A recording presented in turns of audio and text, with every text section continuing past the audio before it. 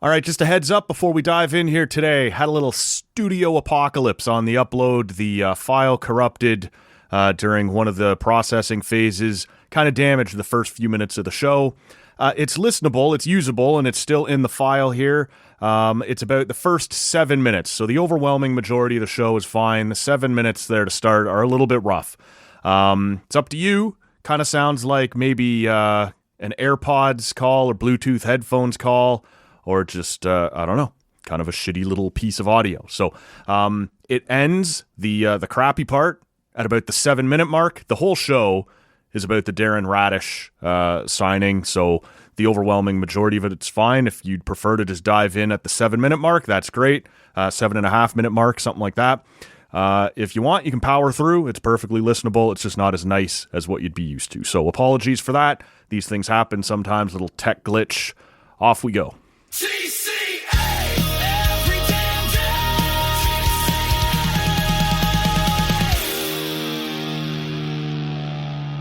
So I find myself sitting here in mid-June, late Friday afternoon, and thinking back to early December, which is unusual. It was the beginning of dark times. Not Mitch Marner's dark times. We'll never understand those. But it was getting dark early. It was the beginning of December.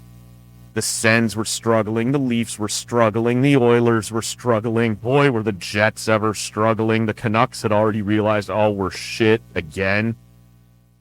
It wasn't good across Canada unless you were in Montreal. And then the Blue Jays did something. And they jump-started the Major League Baseball off-season with a gigantic offer to Dylan Cease. A franchise record offering to Dylan Cease. One of the biggest contracts in Major League Baseball history for a starting pitcher. They went out and they said, this is the guy we want. We're not going to fuck around all summer. We're not going to wait. We're not going to do the Scott Boras, play it out, ruin somebody's next season because we didn't sign until spring playing his games.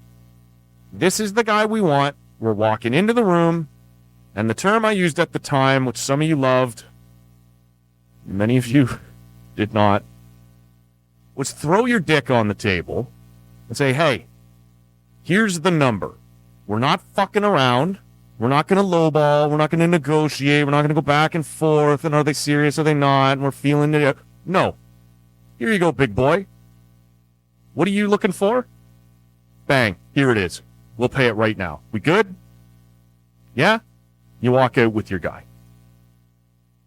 There's something to be said about being that serious, that upfront, when you have a need. Now, in this case, that was an incredibly proven asset. They badly wanted, they did need, and he had already set himself up as, you know, I deserve this. I can ask for this. It's not crazy. I have a long track record. With that sentence right there, if you didn't already know where I was going, you know now. It was a reasonable demand, and the Jays met it, slammed the door, lock everyone else out. That's it. That's our guy. The Toronto Maple Leafs did something similar on Friday, but not the same. It's Matt Robinson with you, as always, in the TCA studio in beautiful Bytown, Canada. We're going to have a pint here. It is one of Ottawa's finest. It is the Sun Split IPA. Thanks, Miller, if you're listening. He left one in our fridge when he did the show here a couple of weeks ago. It needs no introduction or explanation. Just a reminder that it's incredible. Speaking of people who've done the show recently, thanks to Steve Bunda, who was here on the Thursday morning edition of the show. Lots of hockey talk with him. The Leafs had done more things earlier in the week. We talked about that. Talked about fallout from the Stanley Cup final. Talked about Hockey Night in Canada, leaving CBC, or technically staying with CBC, the name, with the NHL leaving CBC. And then the second half of the show, or the second, or the final portion of the show dedicated to our thoughts on not necessarily the fights themselves, but the presentation of the UFC at the White House. So if you missed that one, go back and check it out. And on Monday, we talked to our buddy Andrew Stoughton from the batflip.ca. Talked to him about everything that's gone on with the Blue Jays.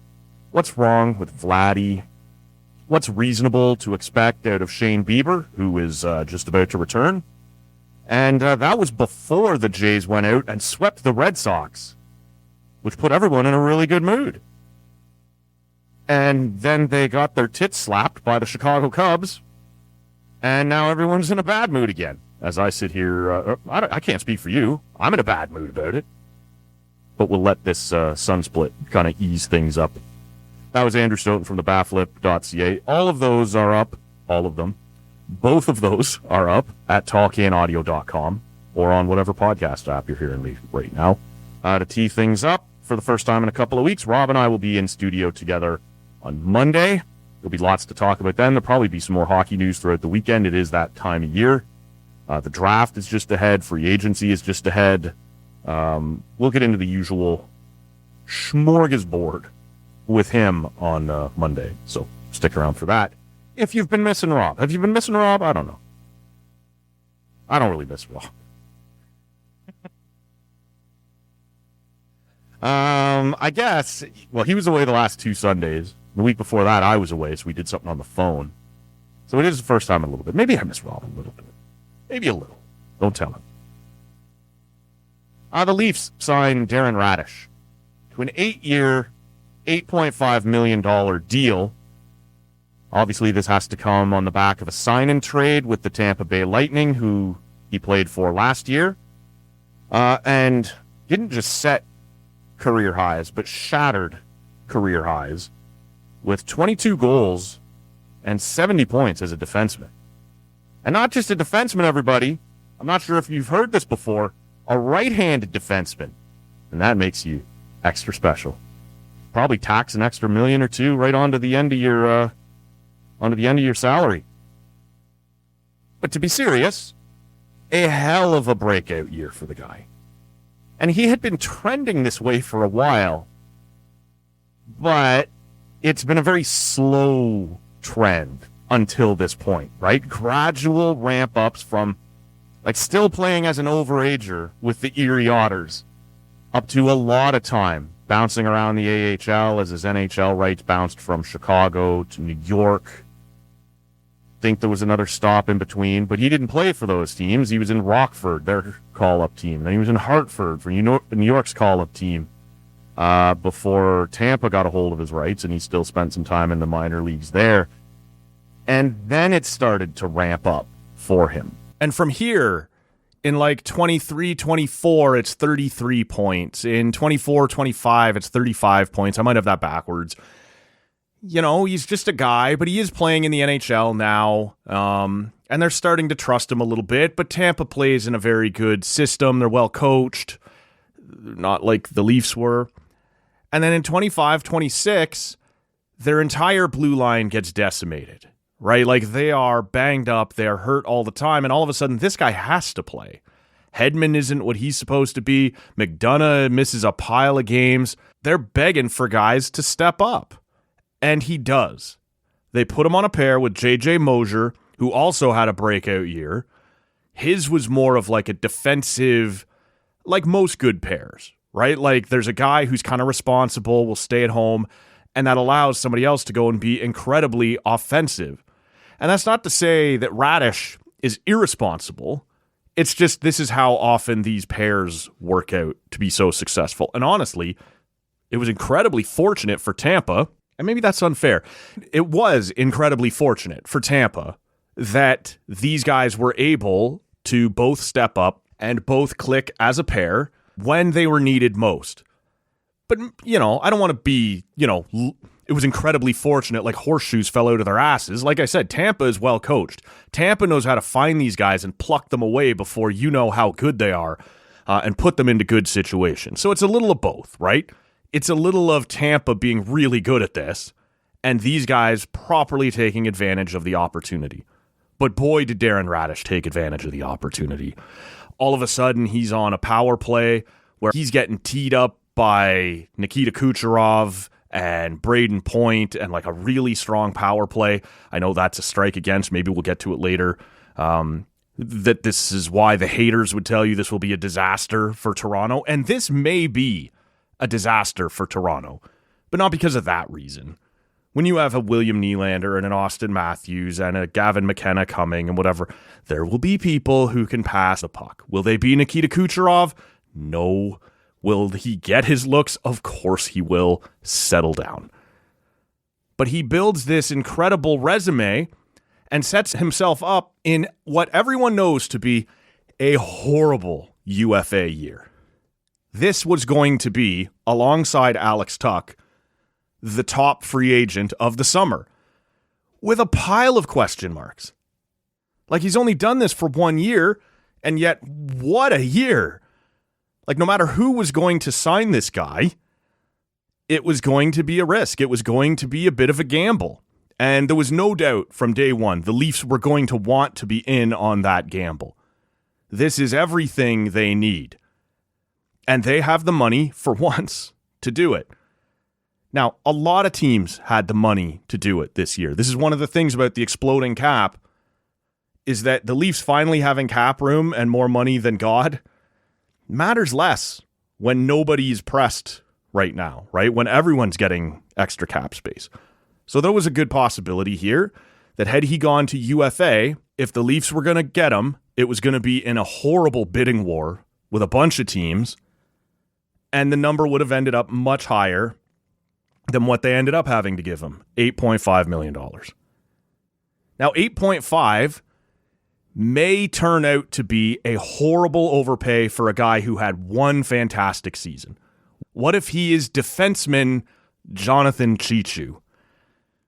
It's on the table, right? That's a possibility. It's rare where guys explode this late and become this good. Now, it's not unheard of. The name that came to mind for me first was Mark Giordano, who didn't become this elite defenseman that we all remember him as until much later in his career, and ended up winning a Norris in his mid-30s before coming to the Leafs washed. And anyway, Brian Rafalski played in Europe for quite a while before coming back to North America and being a huge part of the Devils and then the Red Wings, an American Olympian. So it happens. And I'm stopping at 2 because 2 is all I can think of. So it doesn't happen often, but it does happen. And it's not like this is just some offensive, like get up and go, horribly irresponsible guy. I think more than anything else, it's not just his offensive numbers, because I fully expect them to come down. They can't crater and have this still be successful for the Leafs.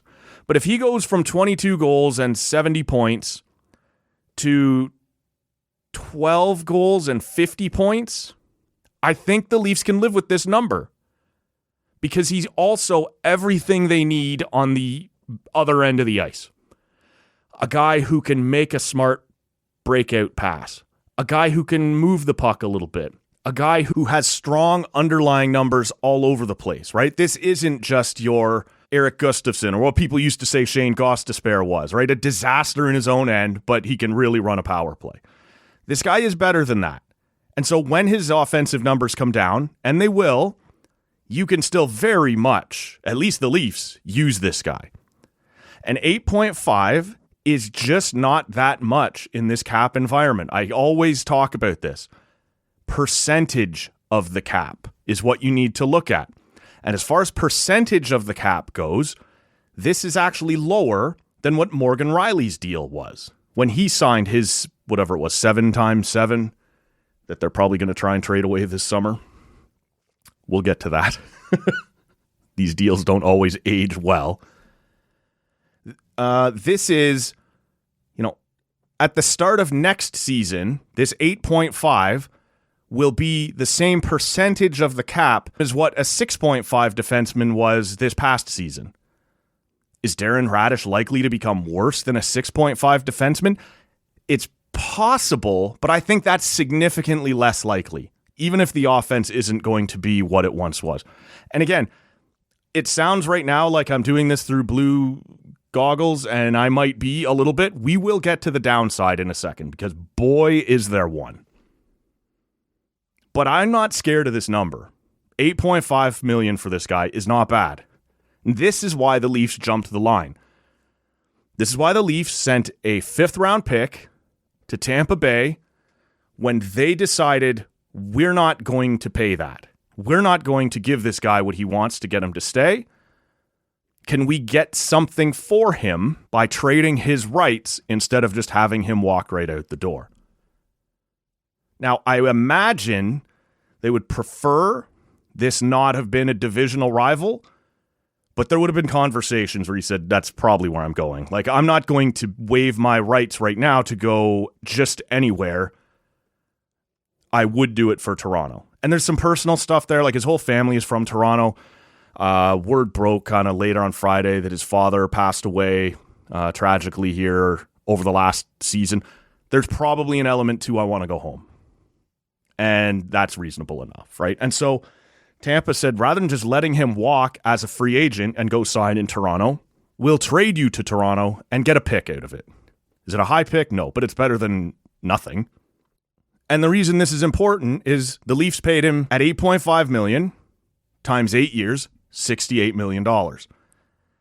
Once he leaves Tampa, nobody else can give him 8 years. 7 years becomes the max. Only Tampa, since they hold his rights right now, can give him 8. So if he leaves Tampa, he needs somebody else to offer him $9.7 million or higher over 7 years to get to that $68 million he can get from Toronto over 8 years. So maybe that would be out there. I don't think that's crazy. I'm not sure how likely it is, but would someone desperate for a defenseman and a pile of, like San Jose, got piles of cap space and no blue line. There's probably other teams out there. Would somebody have gone, we'll give you 10 times 7? Yeah, maybe. But this gets him home, and Toronto gets to do it at 8.5 instead of 10. So this kind of works out for everybody. Tampa gets something, Raddysh goes where he wants to go, and Toronto gets the guy they desperately wanted. Now let's talk about some of the negatives, because they exist. And let's start with the fact that Tampa was willing to do this for you instead of just signing him themselves. These guys are very good at talent evaluation. These guys are very good at knowing when guys have peaked, whether this guy is likely to do this again. But they also have their own cap constraints. They've got a lot of guys making big money. Maybe they, like last I heard, is the highest they got was 5 times 5.75 for him. So he was obviously never going to take that. Whether it was Toronto or not, somebody on the open market was going to give him way more than that. And because he's been a minor league guy for quite a while, well, for his whole career, and been making league minimum or less, this is going to be, at 30 years old, his only chance to cash in. So he was not going to take 5 times 5.75 from Tampa. But should it give the Leafs a little bit of pause to say, if they don't want to do this, should we want to do this? Maybe. It's a reasonable concern because Tampa is very good at this. But it might have just been circumstance, right? The other thing is, like I said, he's 30 years old and he has done this one time. Before that, like I said, 33 points, 35 points, minors. Like I said, there are guys who come on late. I mentioned the 2 defensemen. Like, in theory, there are other players. Like, Tim Thomas was kind of like this. It's just, it's so rare that you can't just bank on it. So it's a gamble to give somebody who has done this one time an 8-year contract at 30 years old and say, you're going to be our savior for puck transport, for breakout plays, to run our power play, all these sorts of things. It's a hell of a big swing. This is the very definition of boom or bust. Because if he can be close to what he was this past year, this contract is fine. There's nothing wrong with it. Will it? Everybody, I don't think you're going to like years 6 through 8. Nobody likes any of their deals years 6 through 8. Unless you're John Tavares, and we love you, John. Thank you, John. You were so good the whole time. Thank you, John. So I don't even want to hear about that, because this is entirely for the Leafs about the next 2 years. While Auston Matthews is under contract, while Willie's still in his prime, they need to start getting back into the game now. And if they don't, it's over. They're rebuilding. Those two guys are going to leave. You're going to start selling pieces off. You're going to suck for a while anyway. And at that point, Darren Raddysh can either be traded, or Darren Raddysh can hang out here at home while we suck shit for the better part of almost a decade, I would imagine. But that doesn't matter. It's about right now. So you take the swing and you hope you make contact. And he is that good. And he is a big part of turning you around and getting you competitive again. Like I said, because if you're not competitive again, and if this deal does suck, and if it is a huge mistake, well then yeah, you're going down in flames and the whole thing's over anyway. But the alternative was rebuilding right now. Where do you want to go, Matthews? Where do you want to go, Willie? All your other veterans. So this gives you an opportunity to start to at least try to get back in it. Like I said, you can give up now, or you can take one last big swing here over the next year and hope it works out and keep your window open for a bit. But there's no, who gives a shit about 2032 right now? And by then, the cap's going to be $150 million goddamn dollars. I don't think people have still come to terms. This is why I said percentage of the cap earlier, with how high the cap is going. This is already at 8.5, essentially what we associate a $6.5 million defenseman to be. The cap's going up almost another $10 million just next year, and then the year after. And then what happens when you have to renegotiate it? They only laid this out 3 years in advance. The new Canadian TV deals kicked in. It's almost double what the old one was. The American TV ratings this year in the playoffs were incredible. I don't know if they'll stay, but if they do, that's going up again too. The salary cap is about to explode.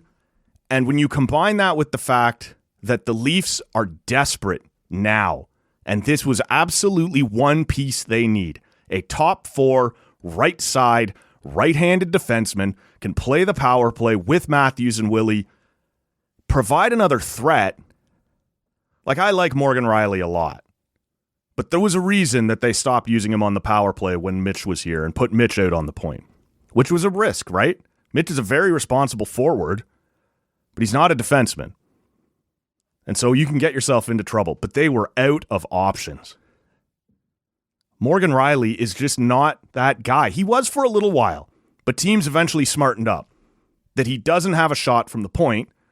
Then you take Mitch out of the mix. Tavares gets a little bit older and needs to go down net front.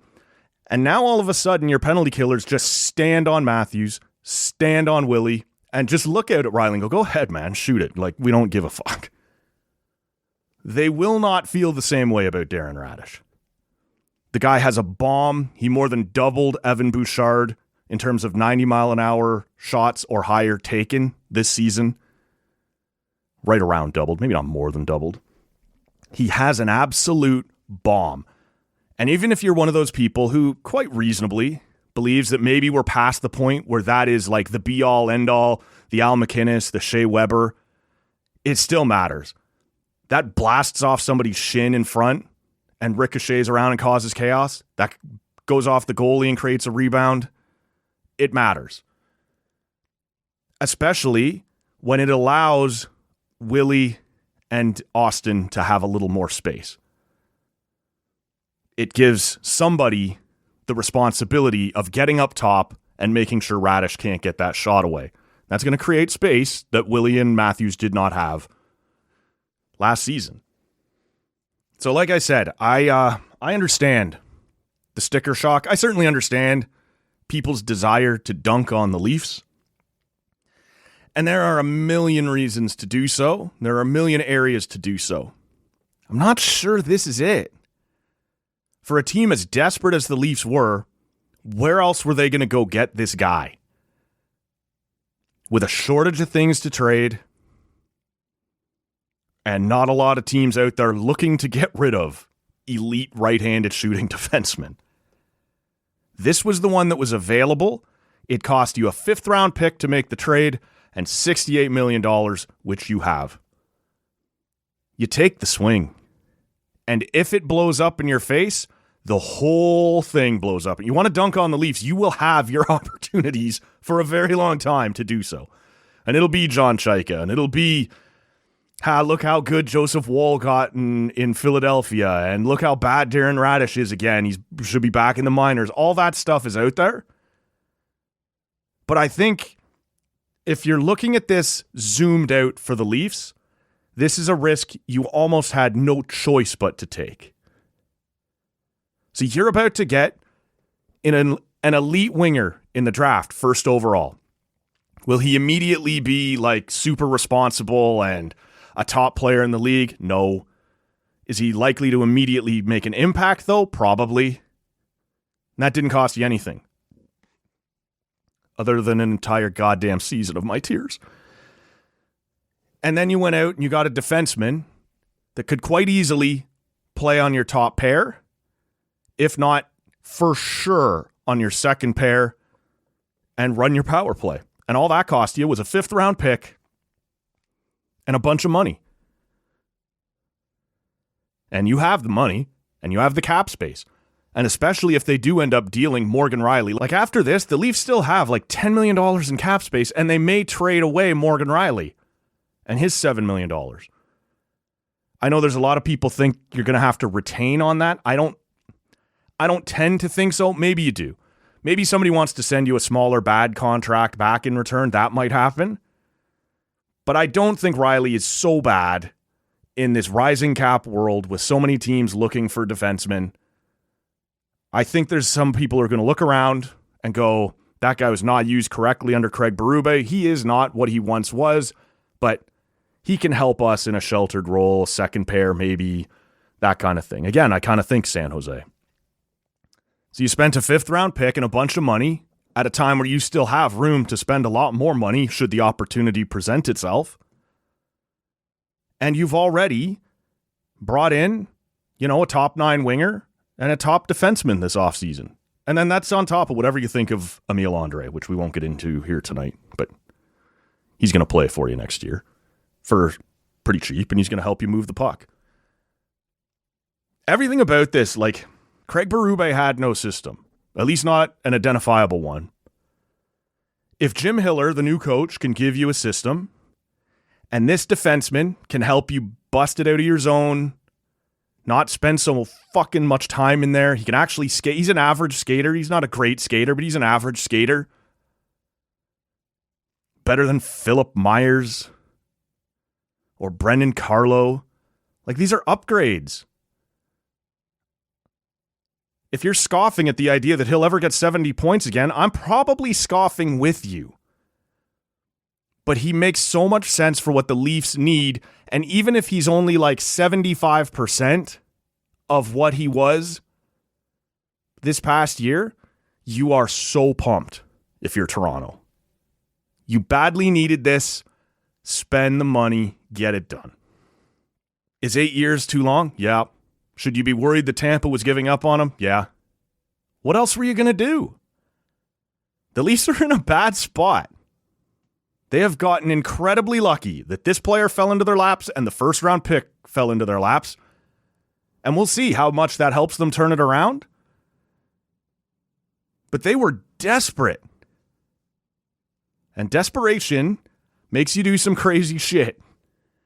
And this may turn out to be crazy shit. But at first blush, as I said, given the situation you're in, where it is you've got like one shot to turn this around and stay relevant, or it's all going down in flames, you throw everything you can at staying relevant. Because if it doesn't work, who gives a shit?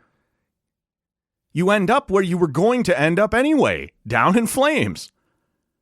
Which, again, I said, is on the table. But so far, John Chaika, I don't know. Everything about it has surprised me. I didn't see that trade with the Flyers coming. I did not see the Jim Hiller hiring coming, and I did not see this trade coming. And maybe that's just trauma from watching Brad Treliving do nothing for literally years at a time. He's taken his hacks, and he may give you all the opportunity to dunk on them. I don't know if any of this will work, but so far he hasn't done anything that I've looked at and went, that's stupid, I wouldn't have done that. Maybe he will. I imagine at some point he will. But this was a unique circumstance where you could use your money and not have to compete with anybody else, because lots of teams have money right now. Lots of teams have cap space right now. Lots of teams would have wanted in on Darren Raddysh. But you found a player becoming a UFA who was excited about the possibility of coming home, was willing to forego the possibility of going to UFA and seeing how high that number would go. Like, if this isn't a Toronto guy, or it is, but he's not one who really gets sentimental about coming home, he says to Toronto, I don't want to do this right now. Call me on July 1st with everyone else. I'm not uninterested, but I want to see what's out there for me. I want to see if some crazy asshole will offer me $11 million times 7. That would have been within his rights. He waved that away and said, nope, good to go to Toronto for 8.5. That's a unique circumstance for Toronto. It's a little lucky. It's a little fortuitous. Those words mean the same thing. But you take advantage of it, man. You jump on it and run. So, I imagine this will come up on the Monday show with Rob. Or at this pace, the Leafs may have done one or two more interesting things between now and then. We'll see. But we'll wrap her up here. Hope you all have a fantastic weekend. Hope you all have a fantastic Father's Day. You're going to be able to put in some time with dear old dad. And we will rejoin you on Monday. Until then, my name is Matt Robinson. Thanks so much for listening. We'll catch you on the next one.